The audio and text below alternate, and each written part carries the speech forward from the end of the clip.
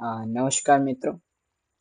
આજે આપણે ભારતીય તત્વજ્ઞાનના શિખર ઉપર જઈએ, જ્યાં વિજ્ઞાન અને આધ્યાત્મિકતાનો સંગમ થાય છે. આ શિખરને સુવર્ણ રીતે ચમકાવનાર આપણે વાત કરીએ આદિગુરુ શંકરાચાર્યની અને તેમના અદ્વૈતવાદ વિશે, અને એ પણ ઈશાવાસ્ય ઉપનિષદના માધ્યમથી. જેમ આપણે પહેલા વાત થઈ કે ઈશા ઉપનિષદ એ શુક્લ યજુર્વેદનો 40મો અધ્યાય છે, અને એના તમામ ઉપનિષદોમાં સૌથી ટૂંકું છતાંય સૌથી શક્તિશાળી ઉપનિષદ માનવામાં આવે છે. શંકરાચાર્યજીએ આ ઉપનિષદના 18 શ્લોકો દ્વારા આખી સૃષ્ટિનું રહસ્ય સમજાવ્યું. તો આપણે જાણીએ કે અદ્વૈતવાદ શું છે.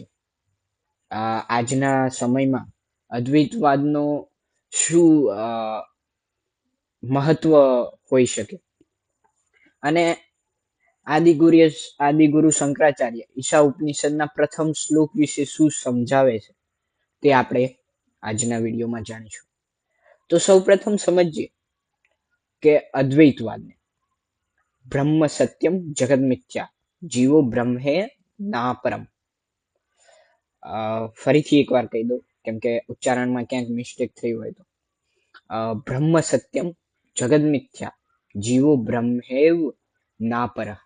એનો અર્થ છે કે બ્રહ્મ એટલે પરમાત્મા જ સત્ય છે. આ જગત પરિવર્તનશીલ હોવાથી મિથ્યા છે, અને જીવ એ બ્રહ્મથી અલગ નથી, એટલે આત્મા એ પરમાત્માથી અલગ નથી.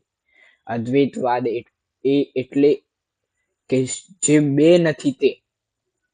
અદ્વૈતવાદનો મુખ્ય સામાન્ય રીતે સમજીએ તો આપણે જીવ અને શિવને, શિવ એટલે પરમાત્મા, જીવ અને શિવને અલગ માનીએ છીએ, પણ અદ્વૈતવાદ જીવ અને શિવને એક જ માને છે.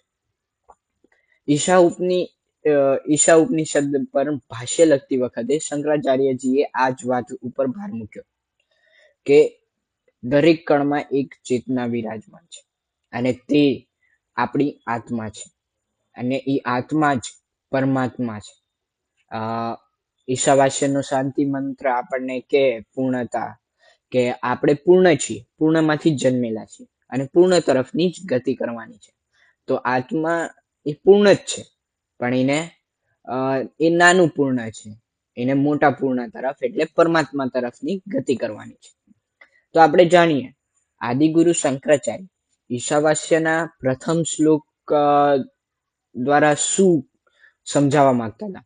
તો ઈશાવાસ્યનો પ્રથમ શ્લોક છે, ઈશાવાસ્યમ ઇદમ સર્વમ યત કિંચિત જગત્યામ જગત તેન ત્યક્તેન ભુંજીથા માગૃત કશ્ય સ્વીદનમ. શંકરાચાર્યજીએ આ શ્લોકને અદ્વૈતની દ્રષ્ટિએ સમજાવતા કહે છે કે આ જગતમાં જે કંઈ પણ છે તે ગતિશીલ કે સ્થિર છે, તે બધું જ ઈશ્વરથી વ્યાપ્ત છે. જે કંઈ પણ વસ્તુ સજીવ નિર્જીવ જે ગતિ કરે છે અથવા જે સ્થિર છે તે બધું જ ઈશ્વરથી વ્યાપ્ત છે. તો આમાં શંકરાચાર્યજીનો દ્રષ્ટિકોણ જોઈએ આ મંત્રમાં, તો ત્યાગ દ્વારા ભોગ. તેવું સમજાવે છે કે જ્યારે તમે માની લો કે બધું ઈશ્વરથી વ્યાપ્ત છે, ત્યારે તમારામાં મમત્વ, મારું તારું રહેતું નથી. આ જ સાચો ત્યાગ છે. વસ્તુની વાત આવે ત્યારે આ મારું છે, આ તારું છે, એવો ભાવ પ્રગટ થાય છે, જે મમત્વનો ભાવ કહેવાય. તો એ આપણું નથી, કોઈ પણ વસ્તુ આપણી નથી. આપણે તો માત્ર ઉપભોગ કરતા છે, માલિક તો ભગવાન જ છે. આ બધી વસ્તુ ઈશ્વર દ્વારા વ્યાપ્ત થયેલી છે. જગતની મિથ્યાત, જગત દેખાય છે પણ તે ક્ષણ ભંગુર છે, તેથી તેમાં આસક્ત થયા વગર તેનો આનંદ લેવો જોઈએ. આજે આપણી આજુબાજુ જે જીવન દેખાય છે, આપણને મળ્યું છે, એ ક્ષણિક માત્ર છે, ક્ષણિક સુખ માટે છે. પણ જો આપણે પરમાનંદની પ્રાપ્તિ કરવી હોય તો તેમાં આસક્ત થયા વગર તેનો આનંદ લેવો જોઈએ. પછી આજના સમયમાં અદ્વૈત અને ઈશાવાસ્ય ઉપનિષદ ક્યાં ક્યાં અગત્યનો ભાગ ભજવે છે. તો તમે વિચારતા હશો કે હજારો વર્ષની આ જૂની વાતો કેમ કામની છે, પણ આજના આજના જે તણાવ અને સ્પર્ધાના યુગમાં ઈશાવાસ્યનો વિચાર આપણને શાંતિ આપે છે. જો હું અને તમે એક બ્રહ્મનો અંશ હોઈએ તો ઈર્ષ્યા કે દ્વેષ શેના માટે? એટલે આપણે બધામાં એકત્વની ભાવનાથી જોઈએ તો કેમ ઈર્ષા કરીએ? કેમ કે હું મારી અંદર જે આત્મા છે એ જ તમારી અંદર છે. એ આપણે બધા એક જ પરમાત્માના અંશ છીએ. તો એકબીજાથી ઘૃણા, ઈર્ષા, દ્વેષભાવ ઓછો થાય છે. શંકરાચાર્યજીએ જે 4 મઠો સ્થાપેલા હતા, તેમનું જે જ્ઞાન છે એ આપણને એકતાનો જ સંદેશ આપે છે.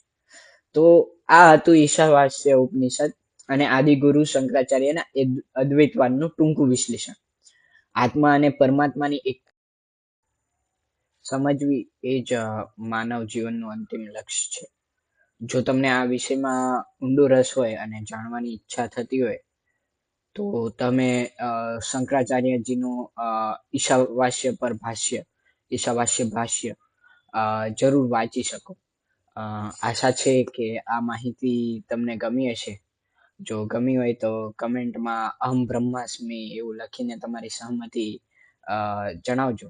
અને કોઈ ભૂલ હોય તો પણ કહેજો, અમે સુધારવાનો પૂરેપૂરો પ્રયાસ કરીશું અને ફરી આવા વિડીયો સાથે મળીશું. ધન્યવાદ.